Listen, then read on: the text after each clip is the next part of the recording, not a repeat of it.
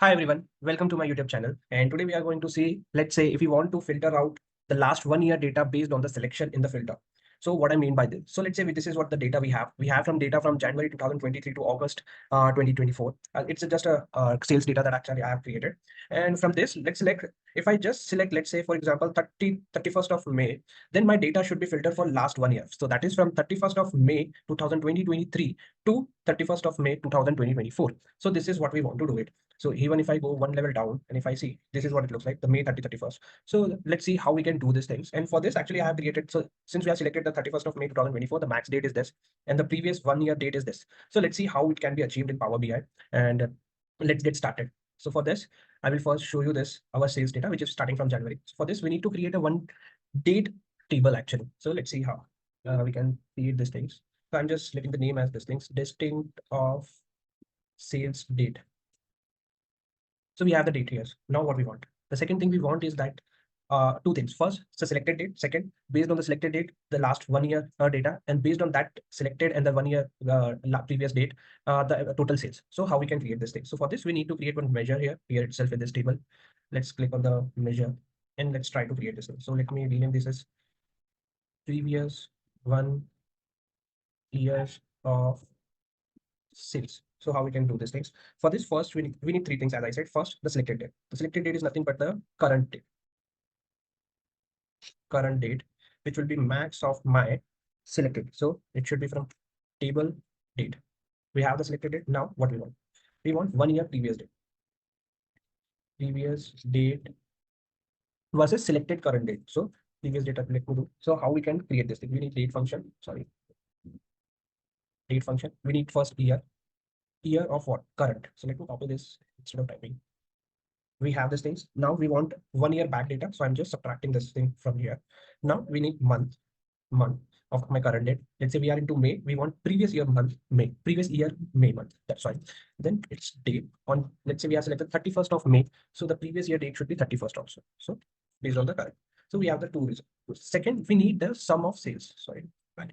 We need sum of sales of this. So let me create one more variable which will return the results. So what exactly? Here also we have two conditions. First, we want to show for the selected date, the previous year sales. If something is not selected on the filter, then we should have all the years. So let's say how it goes. So if is filtered is my date. So which date? It should be table date, not my date. If something is filtered, then we need to calculate sum of sales based on my current and previous date. So filter, which table we need to filter? Our sales date. You should take care of these things.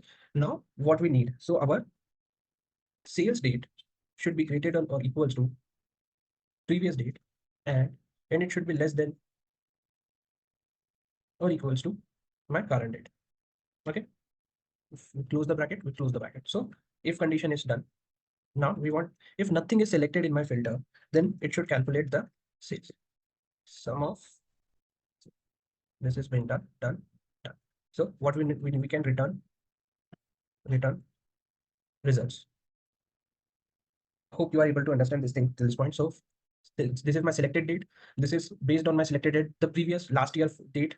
If something is selected, then calculate the sales in that date range. If nothing is selected, then give me all the dates. Okay. So we have created this thing. Let's hit enter. We do not have any sort of an error. Now we will go back to the canvas, and here what we can do. What we can do here is first let's select the bar chart. If one more thing I want to closely mention this thing, if I just select this thing, if you see here, we have the date here, but the sales is not coming from the sales data. Sales is coming from where we have calculated our measures. So be careful on this thing. So let me do this thing. If I, sorry, need to select this thing, this date, sorry, this thing and this thing. And your filter should be, let me remove the quarter here. Let me do one thing, insert a slicer here. Let me expand with formatting and select this thing, and should be vertical list. Okay, now what way? Since nothing is selected, the whole whatever the date range is there, we have the data. Let's say if I want to select, let's say I will just go to 2024 here. We can go through from March, 1st of March. If you see the 1st of March to 2023, we have data till 1st of March. If I just go one level up to the month level, here we can see the properly. Okay. So from 1st of March 2023 to 1st of March 2024, the whole year data has been set. So likewise, you can also create for the month also. Let's say we want just 6 months. So let me do one thing here. I will just remove these things in current date and I will subtract 6 months. Let's say we want 6 months of data from March to last 6 months. Let me select this thing. If you see the 6 months has been selected 1, 2, 3, 4, 5, 6. And here the date for September will be my 31st, whatever the last date will be selected. Or we can do one thing here. Let me clear this thing.